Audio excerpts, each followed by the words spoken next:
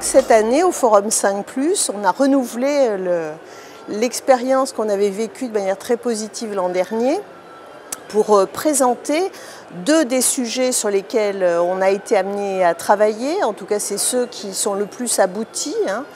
Le premier, donc, c'est une table d'orientation qui est présente en bas sur le stand RATP. Une table qui tourne depuis la mi-avril à la Défense. Alors pourquoi une table d'orientation, me direz-vous? Eh bien, c'est parce que la Défense est un lieu éminemment complexe. Il est très compliqué de trouver des points de repère, que ce soit aussi bien en termes de transport, parce qu'on est sur un pôle multimodal, donc il y a différents modes de transport qui coexistent, et il faut arriver à les repérer. Ensuite, il y a une multiplicité de services, de commerces, dont les gens n'ont même pas connaissance, tellement c'est important et nombreux. Et puis pour finir, on ne se contente pas de rester dans la gare, on a travaillé sur un concept de gare augmentée et aussi on a voulu favoriser la continuité du service en deçà de la gare. C'est-à-dire que pour toutes les personnes qui veulent se rendre à une tour avoisinante ou rencontrer une entreprise qui se trouve sur le site de la Défense, on donne cette possibilité d'aller jusque-là, de se repérer, de savoir où elle se trouve, de la visualiser. Donc c'est une facilité d'usage, bien évidemment, qui est proposée. Le meuble qui a été aussi designé pour tenir compte des personnes à mobilité réduite, c'est-à-dire qu'elles peuvent entrer avec leur fauteuil roulant sous la table sans être gênées par le pied de la table.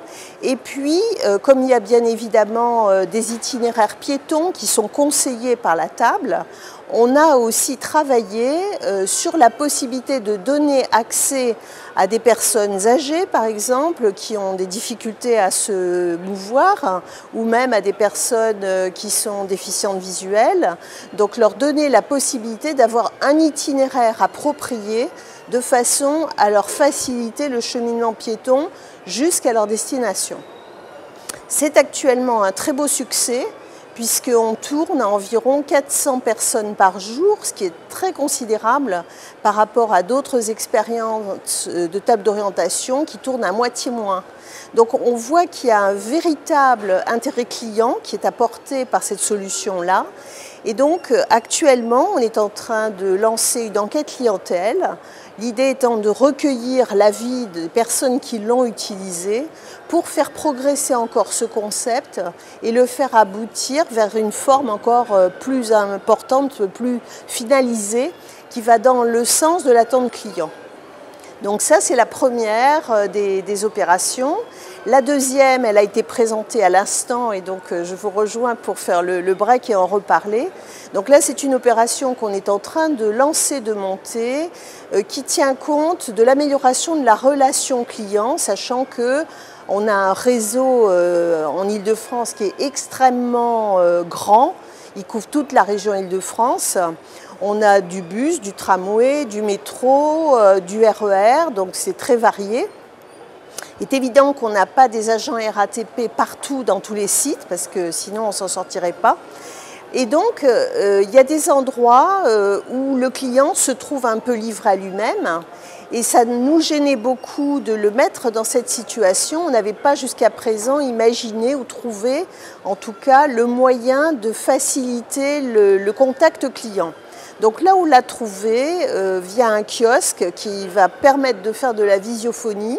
Donc un client, à un moment où il est perdu, où il a une question, à entrer en contact simplement en appuyant sa main sur un écran tactile, d'entrer en contact avec un agent à distance. C'est ça l'intérêt. Et à l'époque où on parle de plus en plus de machine à machine, machine to machine, eh bien nous on croit beaucoup au human to human. Donc sans vouloir être passéiste, on se sert de la technologie pour recréer du lien. Et ça nous paraît très important parce que du coup, il va y avoir vraiment une relation one-to-one qui va s'engager entre la personne, qui peut être un occasionnel, un touriste, mais aussi un client habituel, un fréquent, mais qui change ses habitudes de déplacement.